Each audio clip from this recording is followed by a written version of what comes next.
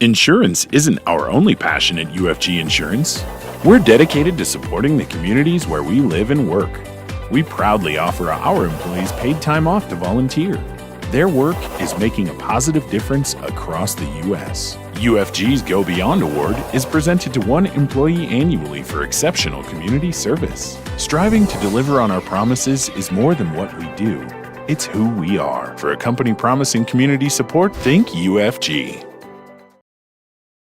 I want to welcome you all, and then I just turn it over to you to introduce yourselves and your organizations. Well, I'll just volunteer to go first. My name is Curtis Dean. I'm the co-founder and vice president of Community Broadband Action Network, and we are a nonprofit and membership organization based here in Iowa with members across the nation.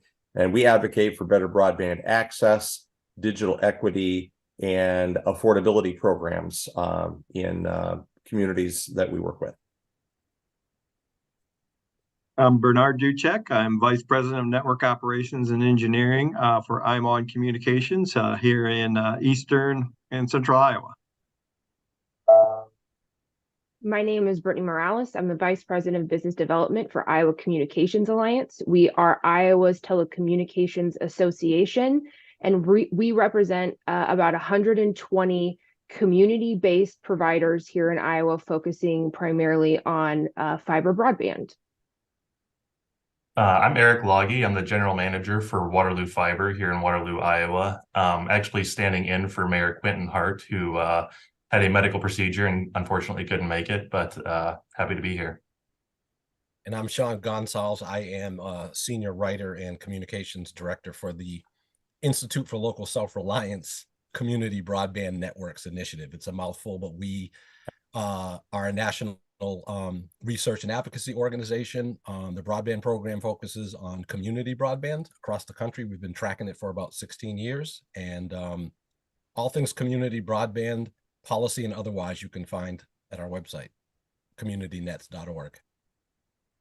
Thank you all for introducing yourselves. I also want to make sure to thank our sponsors, ITC Midwest and UFG Insurance, and on the community track side. We couldn't be doing this, having these conversations without their support. So thank you to those organizations and so many others that have jumped aboard this year. I just want to start out by focusing on the title of this track, Making the Final Broadband Connections. Is that where we're at in Iowa? Is that where does Iowa stand compared to a lot of other places around the country? And I think Curtis will just jump in with you. Well, we are in many ways in a good position in Iowa because we've had a pretty sustained and firm support of broadband development at all levels of government now for several years. So that's great. We are getting close to the final touches, especially with the rounds of funding that are currently in development by the state of Iowa and future rounds that will be funded through the BEAD program. But it is unrealistic, I believe, to think that the funds that are coming today are going to get a high quality broadband connection to every Iowan.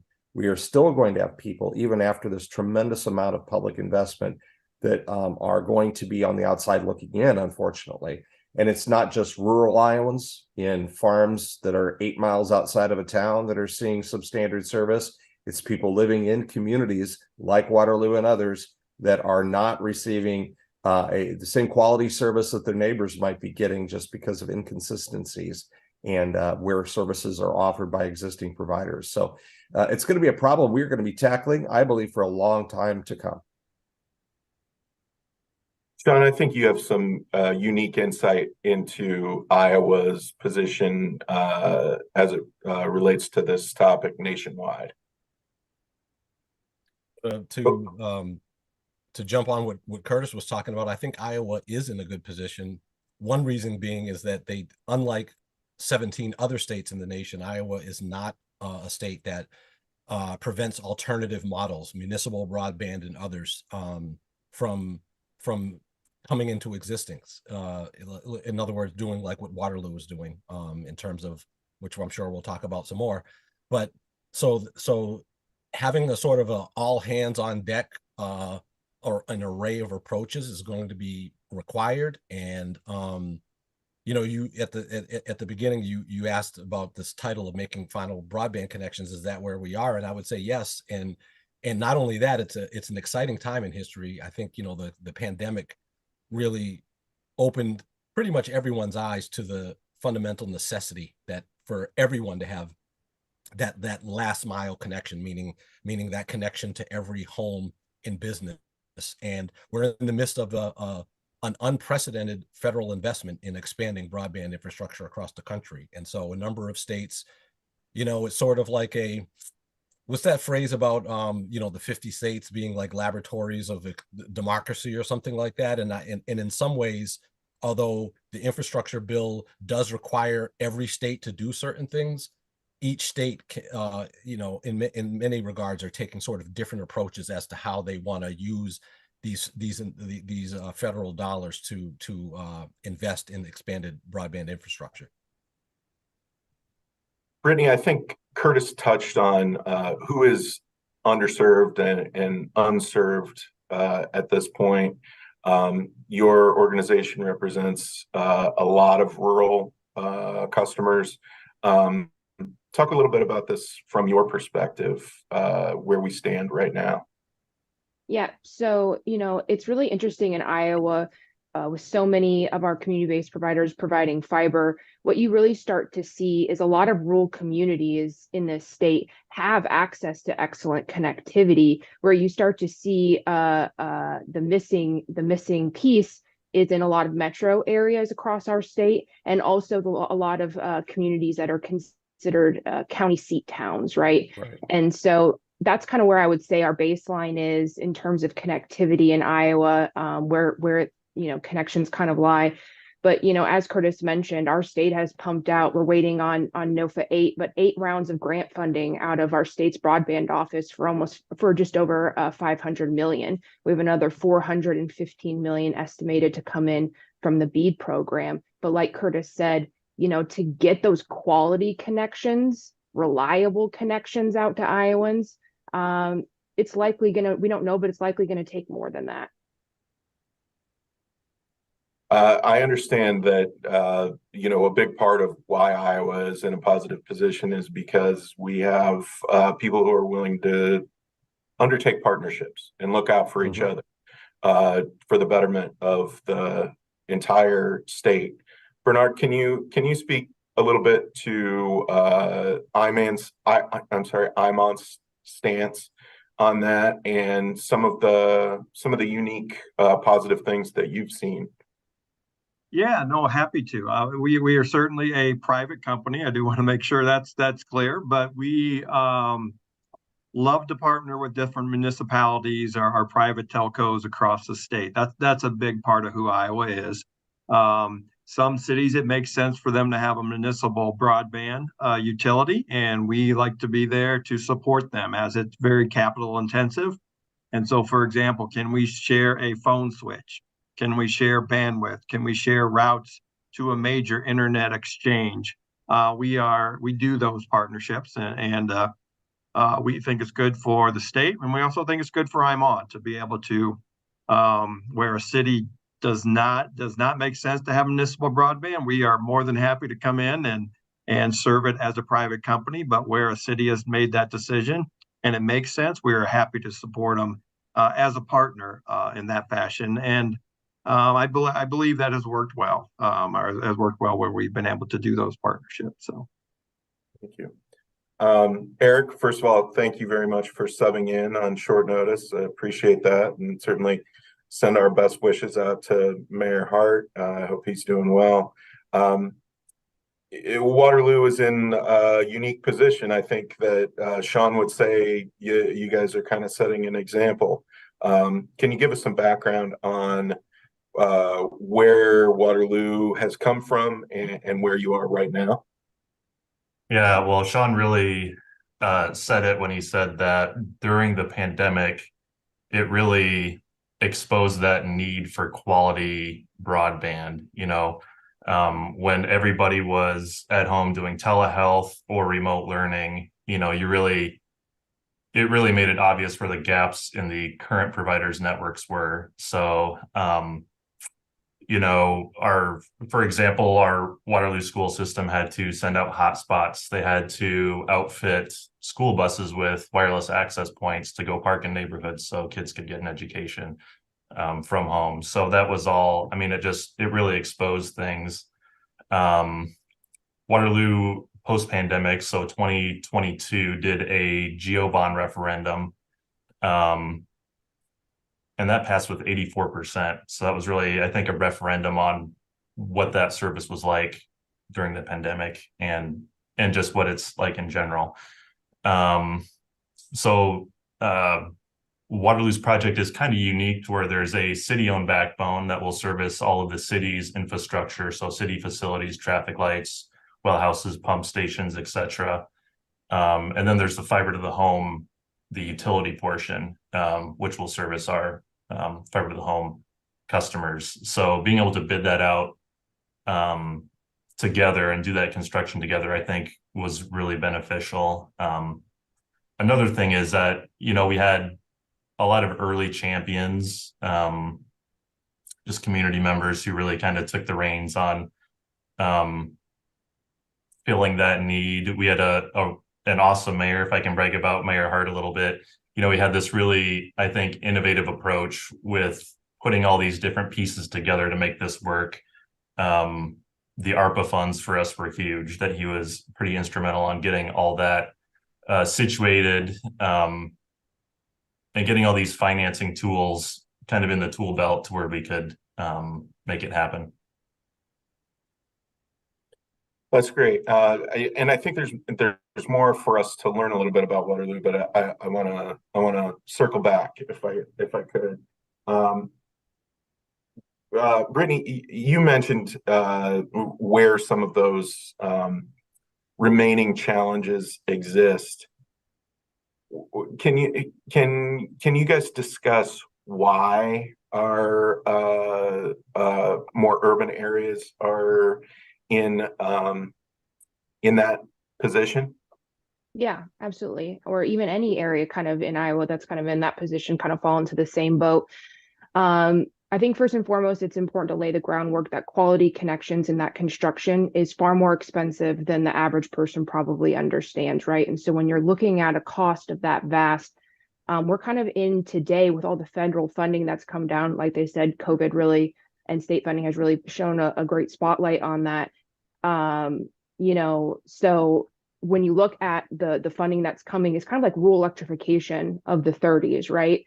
But how they're in this position is back in the day, legacy providers, served those areas, and it, without the funding to come help providers who want to build connections that are quality connections, it's very hard to do so. Or, doing some partnership work is a great way to get there also. But it's all based on mapping and reported speeds by carriers. And so if a carrier is reporting that they can do, over 100 by 20 speeds, then that area is knocked out for funding. And it's really been prohibitive for those areas to get the service that they need and deserve. Curtis, could you tack on a little bit to that? I know you talked when we spoke earlier, you talked a little bit about the mapping and how critical it is, and sometimes how it can fall short a little bit. Right, and a lot of it comes back to what has been generally used as the definition for broadband, totally relying on self-reported speeds only. It does not relate necessarily to actual delivered speeds and the experience a customer would have. It does not at all relate to reliability. So if you can provide that service of 100 by 20, but it's off 30% of the time, it's still considered broadband. And my experience with talking to communities all over Iowa is that's unacceptable. I think of the internet has become a public good. like we all need it, right? Like we need energy, like we need water in our homes. It happens to be a public good that in many cases is delivered by a private company. And we have other examples of that in this country. Like a lot of people get their energy from a privately owned for-profit company. But we don't allow energy companies to say, if you live on this side of the street, you can only have 5 amp service. And if you live on that side of the street, you can have 30 amp service. They have to treat each customer alone as with equity. And that's not happening on the broadband side. You see communities where some 20% of the community is not wired the way the rest of the community is. And a lot of times it's because of socioeconomic factors. And a private provider, without competition, doesn't have a real incentive to go solve that problem. That's where what like Waterloo is doing has an amazing effect because competition solves a ton of problems that the marketplace in some of these monopoly communities will not. And that's one area I think we're very fortunate in Eastern Iowa to say we have examples in Waterloo and also here in the corridor. Absolutely.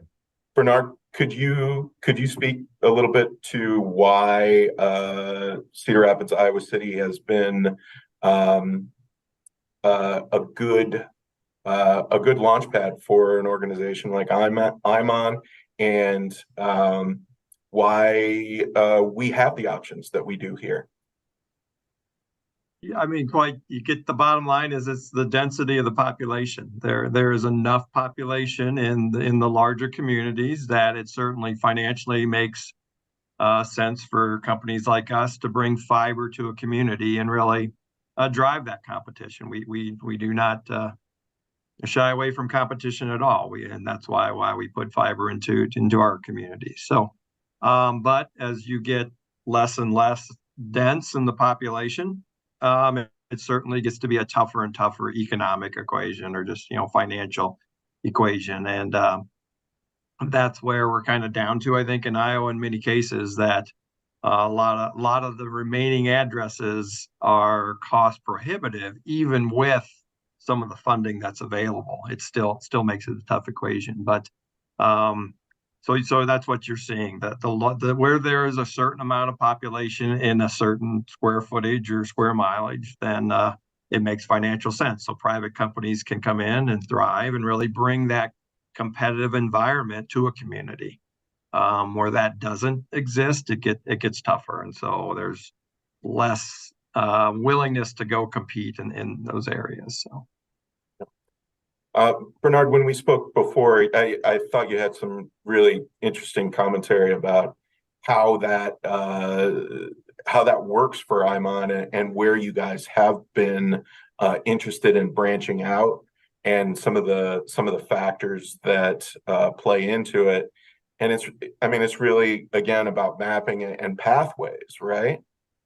Yeah, certainly where we have routes, we try to connect all our communities kind of in a ring fashion to simplify it, as well as then you want multiple routes to major internet exchanges such as Minneapolis or Chicago. And so when you put those routes in, it's very capital intensive. But if you're going by a community, then that makes, okay, this community, we can start making that financial equation work for us. Now, as you get off those routes, then it gets tougher. And so that's what you see as well, that there are very small communities that fortunately are on a route that goes up to Chicago. And that still makes it where a private company can come in and provide the competitiveness. But that's not obviously every town here in Iowa. And so there are communities that are off those routes that are smaller, that have a incumbent provider that does not have a big motivation to bring a competitiveness to there, as well as Curtis mentioned, a lot of the funding's based on just that speed. And it's really, there are other factors that are starting to come into the conversation, but really that quality, the consistency. I also think synchronous is another factor that today it's all about download speed. Upload is not as focused on as much. I think that's quickly changing as you get into all the Internet of Things that you have in your house. That two-way communication, I think, is going to be another factor that's coming up here. The people say, well, great, I got the download speed, but I don't have now the upload speed. So I can't have my cameras or my refrigerator on the Internet of Things here. So yeah, all those come into play. So Thank you. Thank you. I appreciate that. And along those same lines, when we're talking about speed, we actually have a question from the audience that I want to throw out to you guys. How much of a solution are the cellular companies that are now offering unlimited internet through the 5G cellular network? It currently does not work for me as a solution. I live in a rural area 2 miles from a community with fiber. I have very few options. I'm currently using a fixed wireless provider for $100 a month. Never heard that story before, have we, Brittany? It's an all too common story. Yeah. Our organization's doing digital navigator services in South Central Iowa, where we help people with computer skills and get them trained on how to operate computers to their benefit. And there's just some areas where we can't serve them because there is no internet there. So, I think cellular networks, such as the ones we have in Iowa, are a better than nothing option. The second next better than nothing option is probably a fixed wireless connection. Again, assuming you don't live below a hill and can't get it. They're all second, third, fifth best options compared to a wired fiber network like Brittany's companies have been deploying in small towns in rural Iowa or across rural Iowa. So, but yeah, we all feel your pain. 5G is very unlikely to be coming to your farm or wherever you are in rural Iowa. It's going to be coming to the places like where I'm sitting in West Des Moines, where there's lots of people that can use their 5G and pay for it. Out in the rural areas, if you get 4G, you're probably about the best you can expect for some time. And if I can jump on that too, just to echo kind of what Curtis said, when you're looking at, the service type fixed wireless or the 5G cellular, you're looking at also it's line of sight, right? So that's your geography is a limiting factor. It's also shared connection. You don't have that dedicated line to you in your home. And so as more people subscribe to that, like when it's first deployed, it might work great for you, but as more people join on and share that connection, it's kind of, it dilutes the capability. And so that's where people run into frustrations with these kinds of technologies. Yeah. And if I can just add that just in general, when we're talking about fiber to the home networks, fiber to the premise networks, and the superiority of that as a connective technology, it's not, because we've got stock in some, Corning and Making Fiber or something like that. It's the laws of computers and physics. There is simply no better method of delivery than fiber. It's not to say that high capacity wireless networks can't be a great solution, but there's ample reason why fiber is considered the gold standard, not the least of which is the long-term viability of these networks. When you're talking about these other networks and having to do expensive rip and replace kind of stuff that you don't see with fiber networks, there's an argument to be made that if you're going to be building, much like we do with roads, if you're going to be building a bridge, you want a bridge that can handle peak capacity well into the future. And fiber has nearly unlimited capacity. And yes, it's the most expensive of the technologies in terms of the upfront capital. But whenever people bring up the cost, if you're in a city and people hear, it's going to cost 100 million, 200 million, it sounds expensive and it's nothing to sneeze at. But by the same token, communities undertake infrastructure projects all the time that where fiber networks pale in comparison in terms of the capital.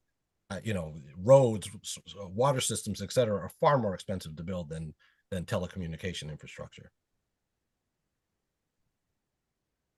Thanks, Sean.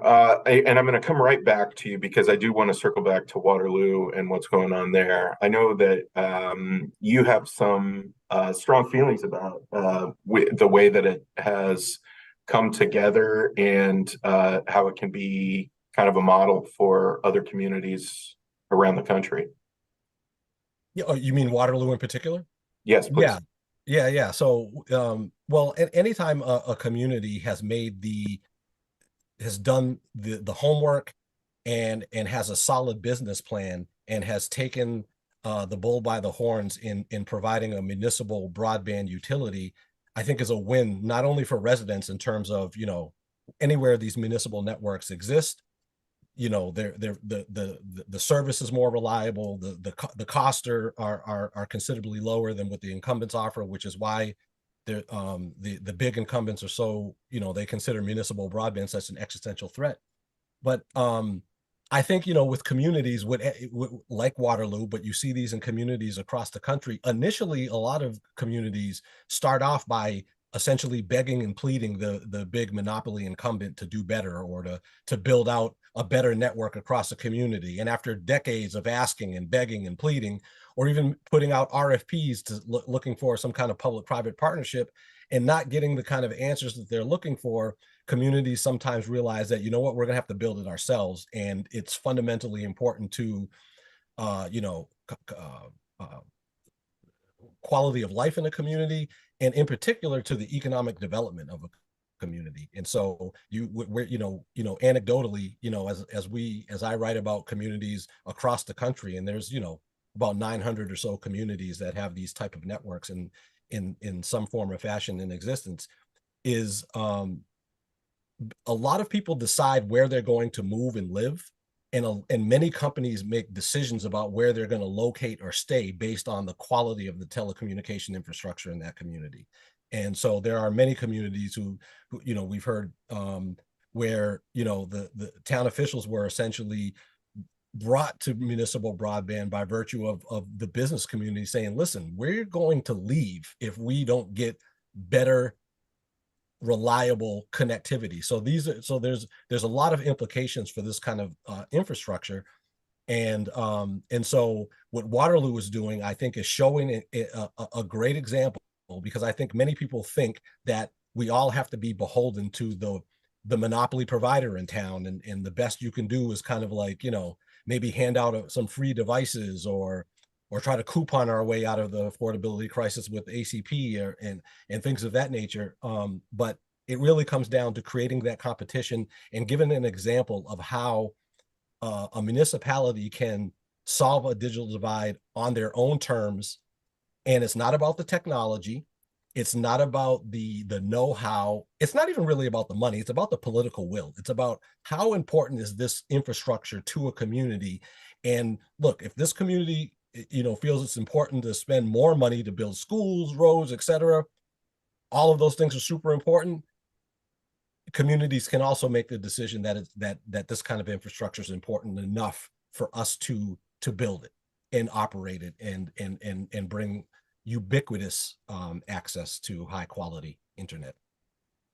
Go ahead, Chris. If I could just interject real quickly, it's also important to remember that Waterloo is the latest, but there are 28 other communities in Iowa like Waterloo that have already done this and built broadband systems. They're very successful financially, with average take rates of between 70 and 75%. So it is a proven model. Eric is the knowledge and expertise of people who have been doing this for 25 years to help them in Waterloo as they put their project together, and other communities like Fort Dodge, that's about a year ahead of them, and others that are doing it are finding great results, great success. And by exercising partnerships like with Iowans or with some of ICA's members, they're able to do it in a collaborative way without having to replicate certain costs that normally you'd have to if you were just starting out a new business. Can I also just add one thing that I forgot to mention in terms of, and this is an important thing in terms of approaches. So, there's nothing wrong, obviously, with I think small and mid-sized ISPs who are private companies and are want to provide connectivity and also make a profit. The difference between that kind of model and municipal broadband or community broadband networks, or what like Waterloo is doing by bonding, et cetera, it's a different incentive. So it's true that if you're a company, you have to make a business case and you need a certain return on investment in fairly short order. when you're a community like any community, but a municipality like a Waterloo or a city, and you bond, it's a different incentive. You're looking at it like roads. It's not about, well, how can we make a lot of money? You want a sound business case and you want to reach take rates to make it financially sustainable. But the debt that you have to, the money that you have to borrow to finance the capital construction, that can be paid over like 30 years. And so there's different incentives involved. And I think those different incentives can often lead to different results. I appreciate you guys making the distinction between some of those large scale monopoly organizations and who we have sitting here with us, which is I think I left Bernard to make that distinction on his own last time we spoke. And I think the other thing that I would turn it over to you to talk about, Bernard, is the not the community service, the customer service aspect of that as it relates to, it's a local business. Yeah, no, we certainly, although we've been growing quite a bit, so where you define small business, medium business, I don't know, but to Sean's point, it's kind of that local accountability. If you're living in the community and making decisions in that community, it looks a little differently than if you're multiple states away making decisions on. And I want to be fair to people. I know that, but looking at it more through just a spreadsheet. Then, hey, I live in this community. I know about this neighborhood that's struggling to have a good internet connection. How do we get there? You're going to look at it a little bit differently than it's just some numbers on a sheet. So, but we all think that goes into that experience. I think Curtis said the broadband experience is. Technology wise, totally agree. Fiber is the gold standard and the best way to go. But it's really, I don't know if the customer cares at the end of the day or the individual cares. Is it a quality, service? Is it stable? Is it up when I need it to be? Technology wise, you guys figure that out. I just need it when I need it. And so, and if I do have an issue, there's someone that comes out and responds quickly, because these networks break all the time. Hopefully you've designed it so no one notices, but they do. They have issues all the time. Someone's always digging with a backhoe, breaking something. But our goal is to make sure people don't see that. And when you're local and you're making those decisions, that local accountability really does come into play in your decision making. So. Yeah, I do want to come right back to you, Brittany, but I'm going to stay on that same topic with Eric right now because I don't want to leave him out of the conversation. When it comes to customer service and building within the means of a public utility like you are, Eric, what is that going to look like? How are you going to recruit the talent that you need, and how many jobs will it create? Right now we're looking at about 27 jobs. And, just due to the fact that we're a local entity, all of our staff is going to be local. So, when you call into Waterloo Fiber, it's going to ring into Waterloo, Iowa. Somebody from Waterloo, Iowa is going to answer your call, answer your questions. Service calls will be, and installs will be done by someone in Waterloo. So, it's really, and even at a higher level, if you look at the board leadership, all of the decisions that get made are really community focused decisions. So they don't really stand anything to gain financially from the utility. They're looking at how can we make decisions that best benefit our community. So, and it's great to have, community, I would call Iowans a community centric sort of private provider. I think they've always done just a fantastic job of also, making decisions that better the communities that they serve. So I don't want to disparage anything like that, but for us, yeah, that's kind of a distinction between us and the other providers in Waterloo, is that I think we're making very community centered decisions. Okay, Brittany, your turn. I know you had something to say. I'm sorry that I interjected No. there. But, it's on the same. I think it's along the same lines. Yeah, absolutely. I just kind of to echo what Eric and Bernard had said, I think it's a cool stat to show. You look at community-based providers, and again, I know Eric and Waterloo, they'll be the same, and Bernard is probably the same as well. You look at 120 members that are community-based, 89% of our members respond to service calls and issues within 24 hours. And it's just different. Like Bernard said, when you live in the community, you employ rural Iowans, you sponsor the little league team, your staff is volunteering an EMT and on the fire department, and you shop at the local grocery store.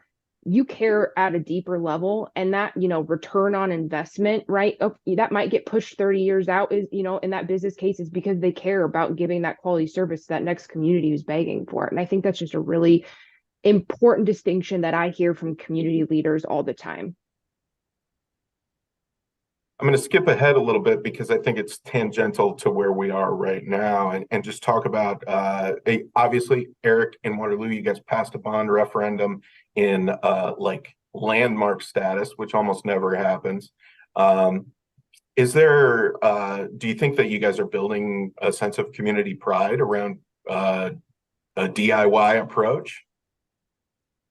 Yeah, I don't know if I would call it a DIY approach. We have we enlisted Magellan to help us engineer everything. So, we're really lucky to have a great turnkey engineer and, project management firm to assist us as we stand this up. But yeah, the Geo Bond definitely helped. And I think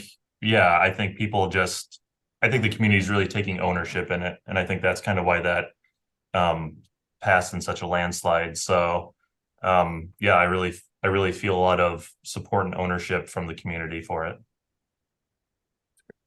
Great. So when we spoke before, one of the things that we talked about was the term overbuilding, and how it's kind of when you're talking about technology and planning for the future, it's maybe a little bit different than infrastructure as we thought of it 25 years ago, 50 years ago. Sean, I'm going to cut you loose on that one. You're chomping at the bit. Yeah, because thank you. It's because it's a big pet peeve of mine, because I think the term overbuilding, well, first of all, for folks who are not aware, it's sort of it's an industry insider term, and it's actually an engineering term, except that it's been hijacked, I think, by folks who have an interest in keeping competition away. And so whenever regular people hear the word overbuilding, they should translate that into the word competition, because that is economically what we are talking about. So overbuilding just essentially means, building, duplicative networks, or more than one network in a region, where one network may be privately held and they don't allow anyone else on it and to use it, or et cetera.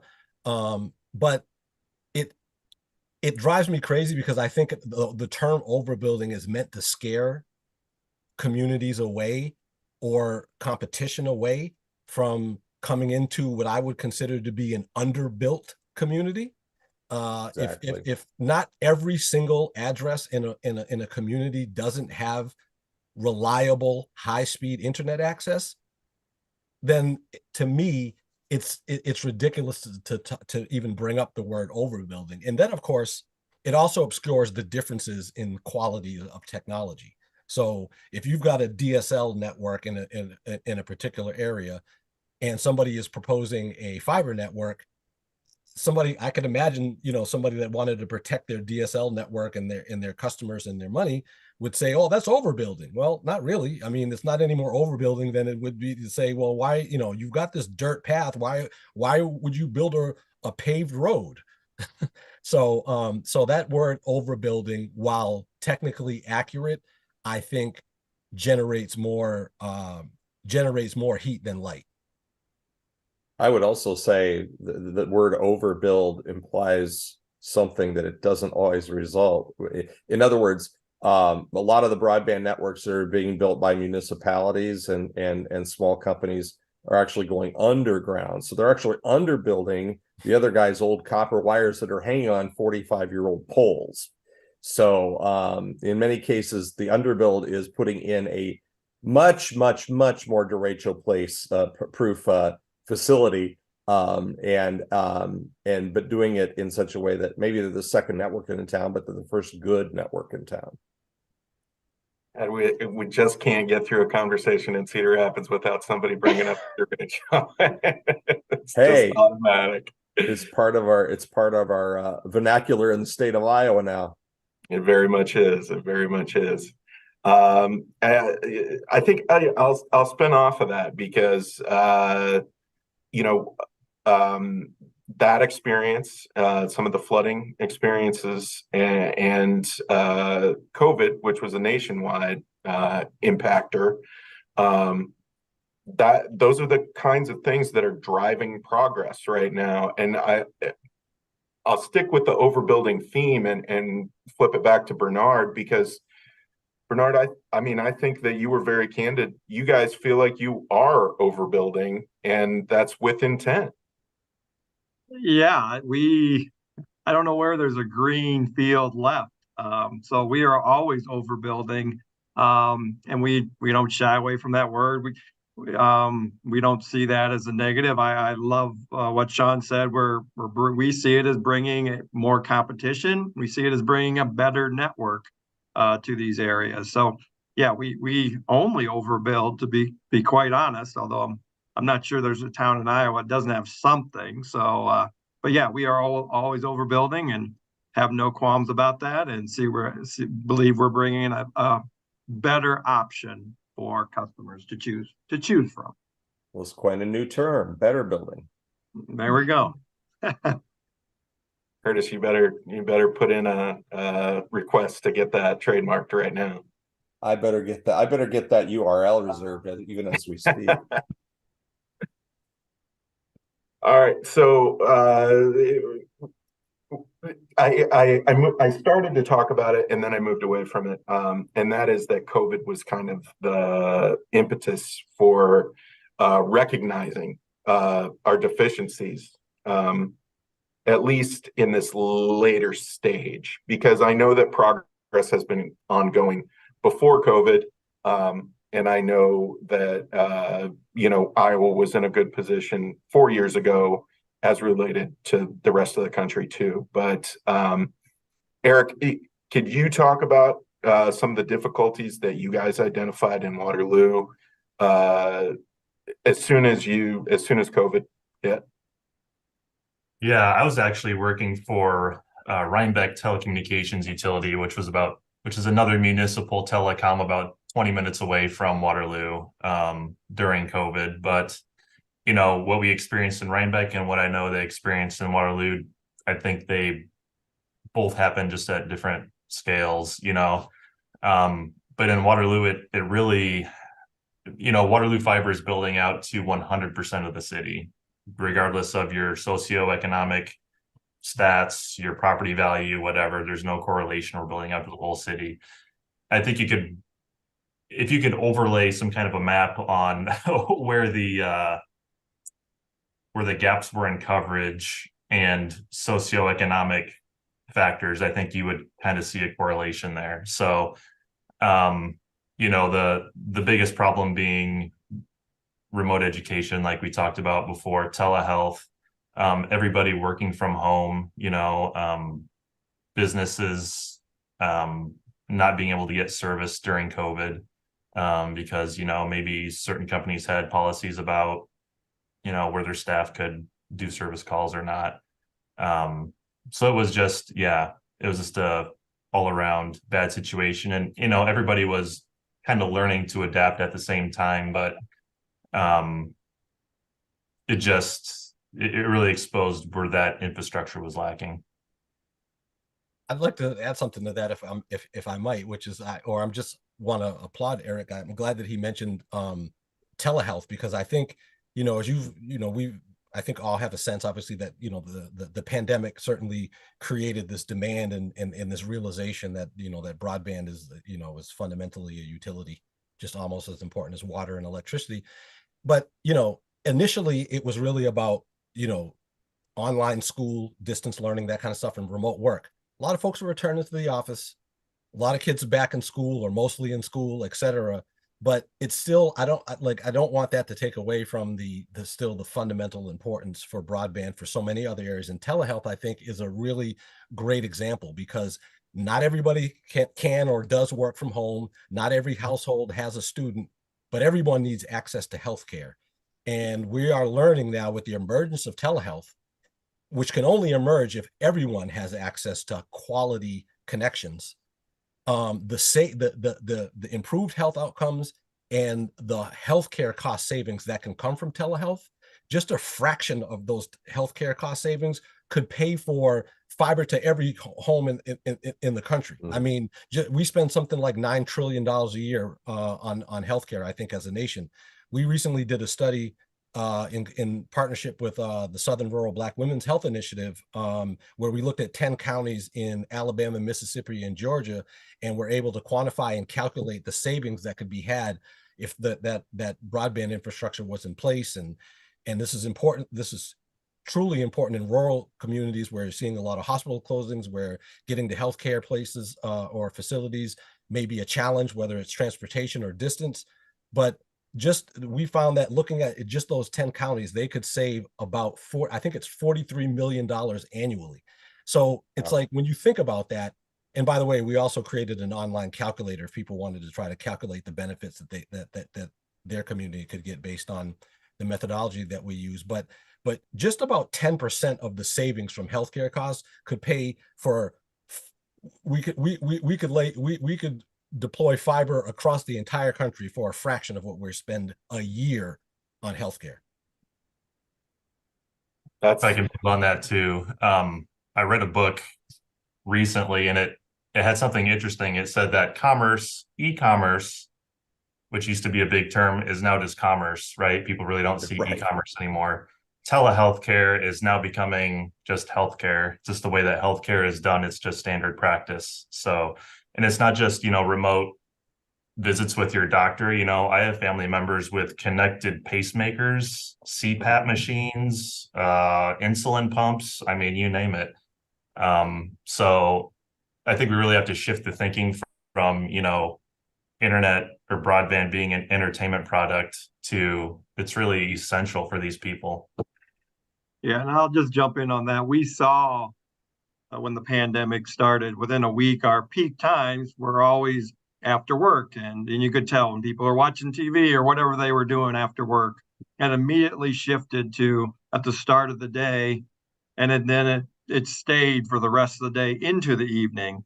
So that usage pattern definitely showed up for the pandemic. But then, to Sean's point, it has not gone back, to be quite honest. There are still, even though people are going back to work, and that still remains, our peaks are during the day, which tells me that the country made the flip from, hey, this is just about entertainment, to no, this is kind of a necessity. It became a utility. So I'm so glad you pounced on that, Bernard. That was going to be the exact next direction I went. Not, I just find it so, it's not trivial, but it's truly interesting. I think that we kind of flipped a switch, and as a whole, we changed the way that we were interacting with technology and the different ways that we apply it. It really does speak to the importance of this topic overall, and that's why we've been talking about it as part of Iowa Ideas the last 3 or 4 years. All right, so I do have another question from the audience, and it's similar to what we talked about before, but I'm going to throw it out there to you guys. Also want to encourage everyone, we have about 15 minutes left. If you are watching and have a question for this group, which has been very knowledgeable and informative, thank you all. And I also want to just slip in one more mention for our sponsors, UFG and ITC, for this session. So a question from the audience: it seems that there is service in the smaller communities, but quality and pricing varies greatly. I live in a small community about 6 miles north of Cedar Rapids, and we have one option for true broadband infrastructure. And then there are the wireless options. Our pricing is about twice what I've seen for similar connections in the cities, and the quality is very hit and miss. I feel like we've already touched on this a little bit, but this is the perspective that our audience and everybody brings to a conversation about broadband, which is it feels kind of arbitrary sometimes. So I'm just going to let you guys wax poetic on that a little bit. Well, I'll start just from. Oh, sorry. No, go ahead. Start from the ISP perspective of you do see communities in a large population center, I think, are getting overbuilders, private, good competition. In Brittany's group, smaller communities are getting a very good option.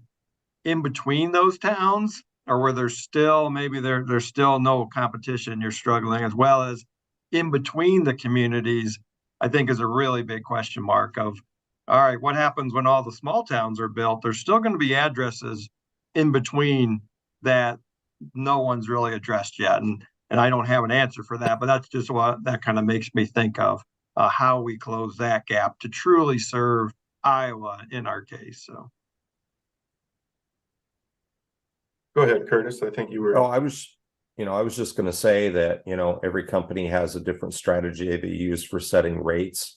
And competition helps temper some of that. So a provider that has competition has an external factor, which is if I don't make my rates reasonable, they're going to go somewhere else. So competition does help in that. We also, telecommunications, well, internet in particular is almost completely unregulated.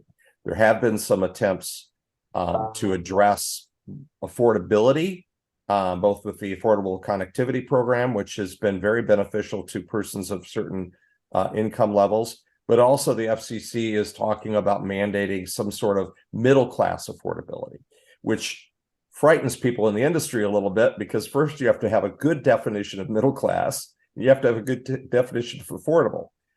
And then a provider would have to be able to make sure that they can deliver that if they want to be participating in some other future funding like BEAD. So there have been attempts to do that, but I've always said affordability is in the eye of the beholder. If you're going to pay $12 more than somebody next door for a broadband connection, but it is on all the time, and you value that connectivity, then it's very well might be worth it to you.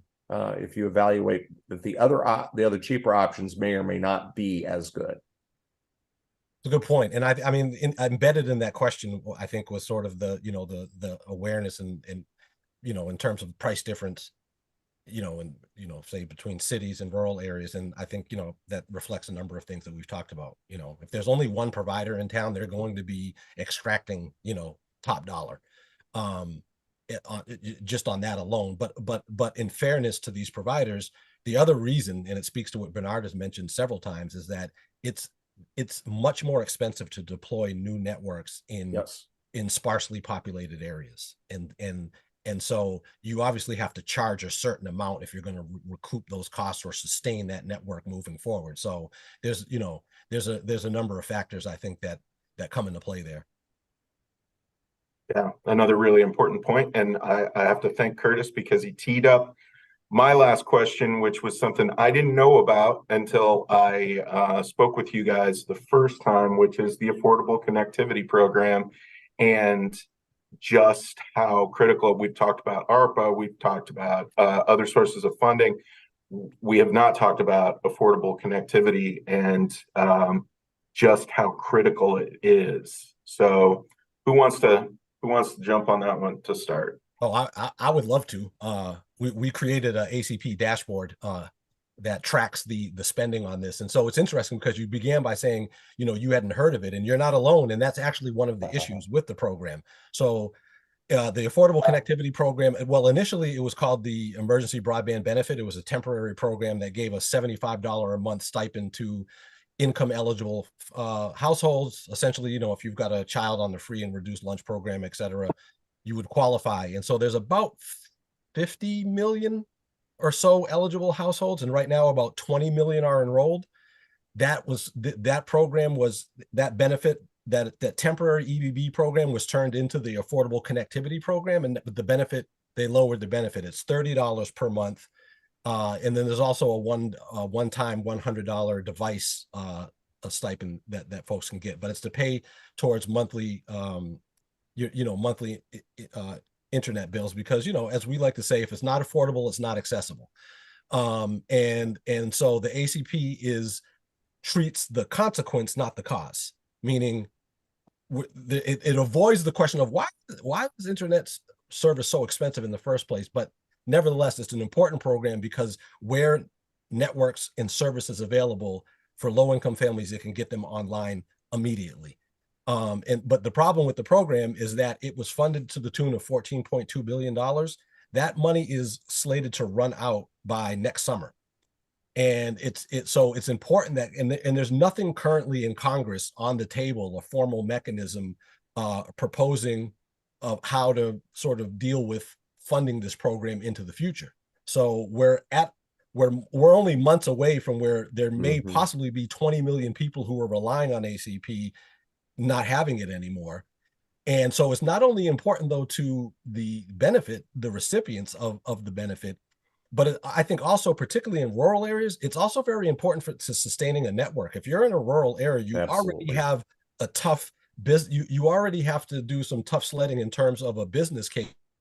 But then if you have a chunk of those folks, and a sizable chunk of those folks, who have to rely on the ACP to even afford service, and this goes to take rates, then that's a problem. And so figuring out a way to come up with a long-term funding solution for ACP is not only vital for the folks that are enrolled now, for the folks that could be enrolled, but I would argue that it's also important, particularly in rural areas, for even to be able to sustain the operation of networks moving forward. Well, and Bernard, I think you were really transparent about that, about how many of your customers benefit from ACP, and how detrimental it would be to your business model, even here in a more metro area. No, certainly we have a good chunk of our folks that use it, and we are happy to be part of that and happy to help support that. Our worry is, do they then have to make tougher decisions to keep affording their internet, and that's where we want to make sure they avoid that. So that's a great point. And point. Sean mentioned their ACP dashboard, which is excellent, by the way. I check it probably once a week, and if you look on there right now, it's under 24% of Iowans who are eligible for the ACP have enrolled. Now, on the one hand, I would like to see them all go out and enroll, and hopefully everybody that saw this will do that. But unfortunately, if everybody went out and enrolled, the money would run out in April instead of May or sooner. So we've got to solve that long-term funding. That's why anybody who's on here be talking to your congressperson, your senator. I should have harass them when you see them at public town meetings this winter. They got to get moving on it. And I should have mentioned too that the dashboard could help in that regard, because not only does it track the spending state by state down to the zip code level, there's also a congressional district overlay. And so it's a good tool to see that in a very bipartisan fashion, in the sense that folks that are relying on ACP, it's not just blue cities or red area, and so it can be a tool to use to lobby your congressional representative, and you can look and point, and you can see the enrollment numbers, the rates, et cetera, and say, look, this is very important to your congressional district. What are you congressperson going to do to sustain the program? All right, this has been a great conversation. We took it right down to the wire. I need to wrap up quickly. Thank you again to ITC and to UFG for helping bring this conversation. Thank you to all of you. You were fantastic. I hope that you feel good about your participation in Iowa Ideas. Absolutely stick around, try and participate in some of the questions on the Whova platform if you are able, and just thank you all. This was fantastic, and couldn't have gone much smoother. So enjoy the next. Everybody. Yeah, we have about an hour break, and then we'll roll into our next session. So thank you very much. And thank you all. Have a great Iowa Ideas. You bet.